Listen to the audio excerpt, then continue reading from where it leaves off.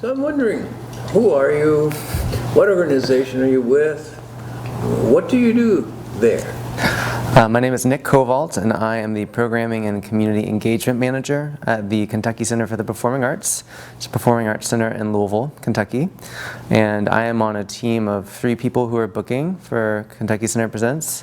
And I manage a lot more of our fine arts booking, and anytime we are doing community engagement or outreach with our artists. And I'm here at PAE as a presenter, but also as a member of the Dance Touring Initiative. And how long have you participated in the Dance Touring Initiative? I am in the 2nd year of my cohort, so it's relatively new. And what are you doing there that you find has been of benefit to you? The Dance Touring Initiative is a really great program that brings presenters together. So it's a great opportunity to have some presenter-to-presenter networking time, which I think is increasingly rare opportunity.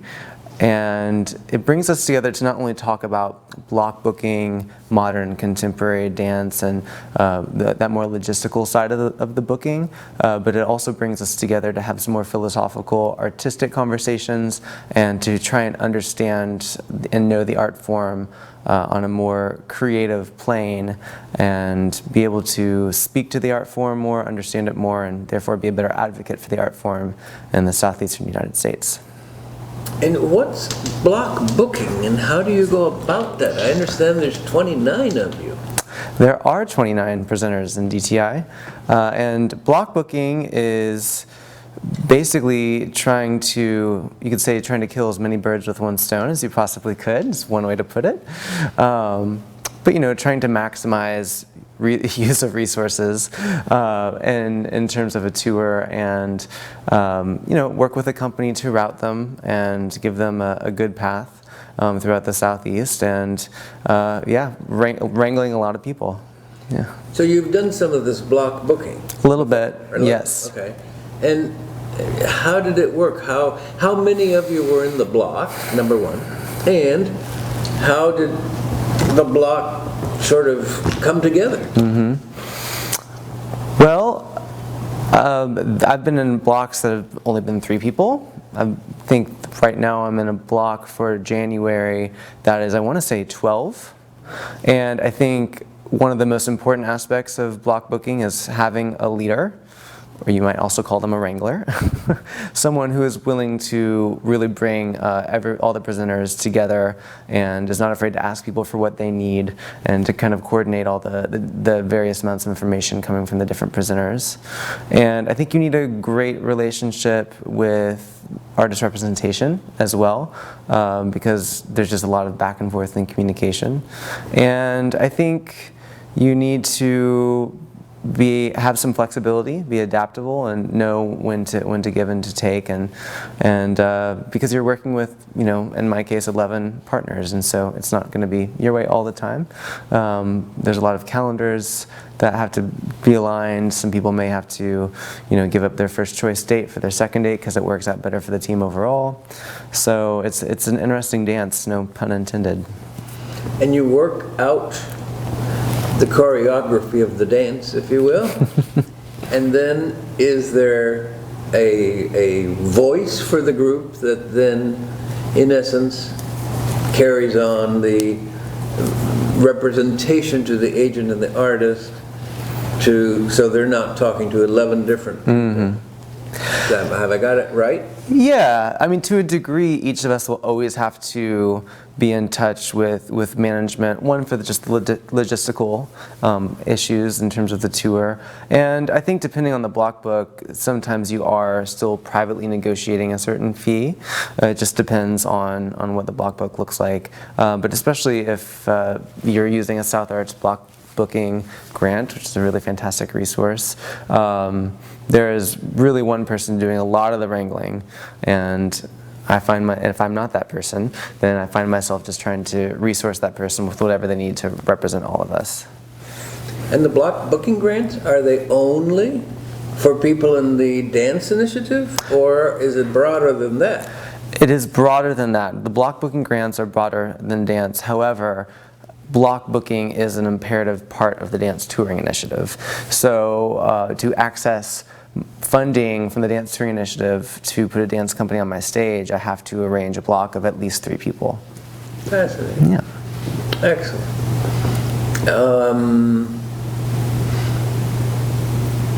And as a result of your involvement in the dance initiative, I take it you have started to program dance in your facility? Yes, we have a history of programming dance in my facility, and part of our participation in the Dance Touring Initiative is really to help us examine how we can continue growing our dance audiences. I think it's an art form that we have some work to do in terms of making it relevant to our audiences and making people realize that it is not some strange abstract thing that has nothing to do with them, that it's an art form that they can engage with on their own level and get something out of that as an audience member.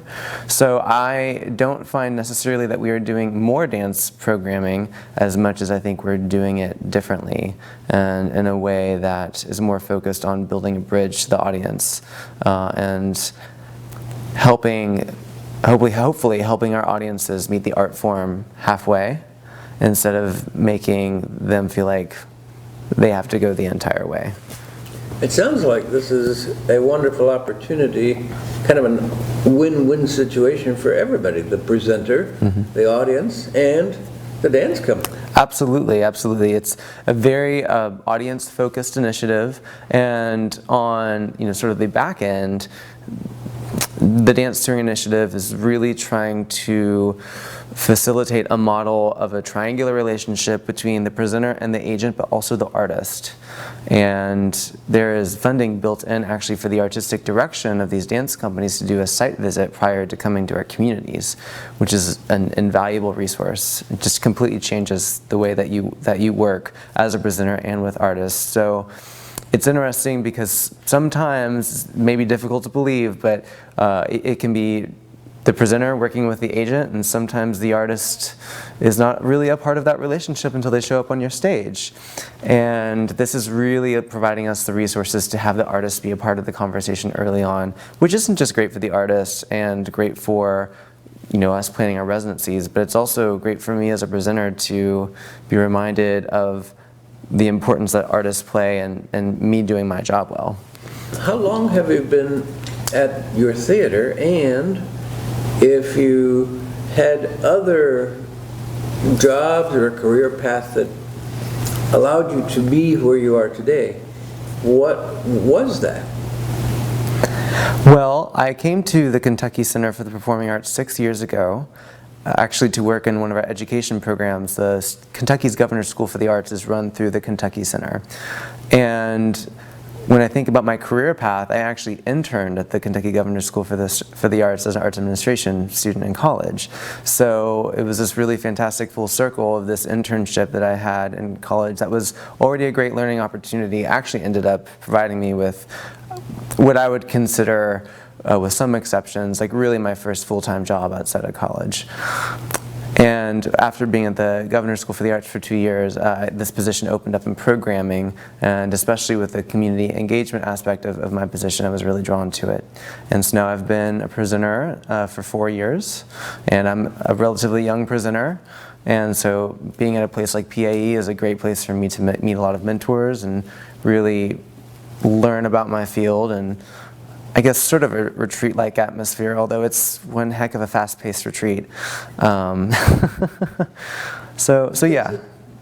Does it excite you? Does it give you pleasure to know that as the person responsible for finding and bringing talent to your theater is you, and that you're looking to share some wonderful things with these audiences so that perhaps that they will enrich their lives? Absolutely. This job brings me great joy, And to be able to connect people to the transformative experiences that artists enable them to have, to be the person that connects those dots and then gets to sort of sit back and watch the advantages of that relationship between the audience and artist, both on and off the stage, is very rewarding, and also always a little bit different. You know, my job never looks the same month to month or week to week, day to day. So it's really rewarding to get to work with that process with so many different types of people and different types of artists, and see how the creative process can manifest between them in so many different ways. Anything else you'd like to share with us? No, great question. So you've done this before, haven't you? No. No, but